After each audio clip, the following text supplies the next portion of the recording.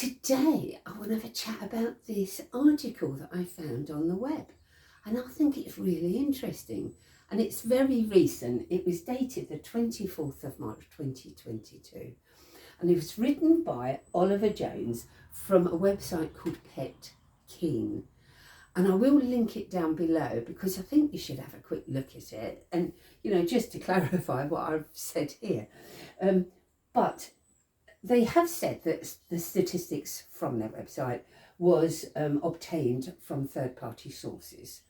And so, we can't know whether they're 100% accurate, but it's still very interesting. So look at this. Estimated dogs in the UK alone, is 12.5 million dogs. Wow, how about that?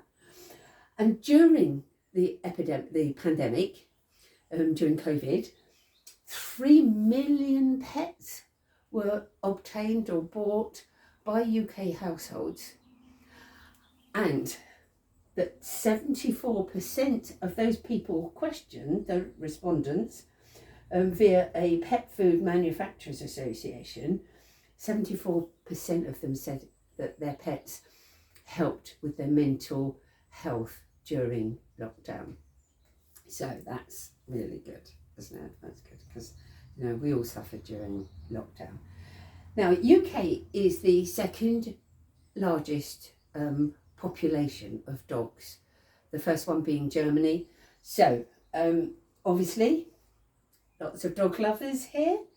And the consumer spending on pet food and services reached £8 billion. Wow. Wow. Vet services alone reached 4 billion. So, you really do need to have your animals insured now, because the vet's fees are massive. And when I had all my pack gangs of dogs, I had 6 German Shepherds at one time, a Bull Terrier at that time, Jack Russell, and I couldn't afford insurance for all of them. So I just had to hope and pray that I could get through and pay whatever vet bills they needed, and sometimes they did come to thousands. But, that was it. But when I get my new puppy, that's certainly going to be insured. Okay, now, dog owners, listen to this, spend an average of £594 on dog training services. So, what caused a problem during COVID was that the trainers couldn't go out to homes, the clubs had to close, the people that had bought brand new puppies or got dogs, pets during COVID, couldn't get trainers out, couldn't socialise their dogs properly, couldn't go to dog clubs. Sometimes these were brand new owners, first time dog owners, and they struggled because everyone's wearing masks, you can't interact with people, everyone was scared and down and not knowing what was happening with COVID. So the whole mood of every country was down in the basement, wasn't it? And people were scared and everything. And of course that has got to have a knock on with the dogs. And people were at home and maybe working from home or not working at all, and trying to deal with these puppies. Now at first, when the little puppies are tiny, they kind of expect to have to teach them things. But if they didn't have anyone to advise them and help them, and they were just relying on the internet, it was very difficult. And people weren't exercising their dogs as normal, so you didn't get that mass gatherings at the park and in recreation grounds and on the beaches with dogs, because people were just taking their dog out for maybe 1 or 2 walks a day and keeping them on a lead and maybe just walking around in the streets or whatever else.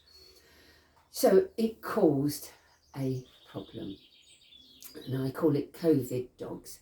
And I want to talk to you in the next video about there's a problem with fear periods in dogs, And these COVID puppies would have been going through 2 fear periods during the COVID lockdown.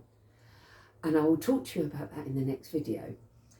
But I am guessing that many dogs are now ending up in rescue centres because people are going back to work and the dogs are in adolescence. And if you've seen my other videos, you know I call it Kevin syndrome. And so they can be very difficult to manage.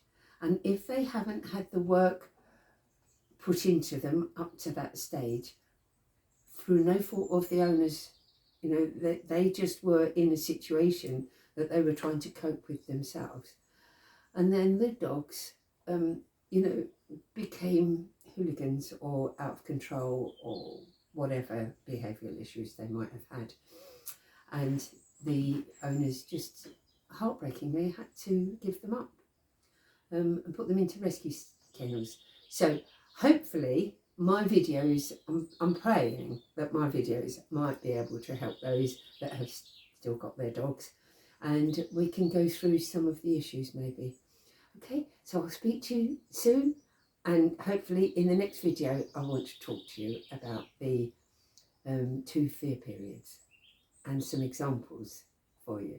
Okay, speak to you soon. Bye.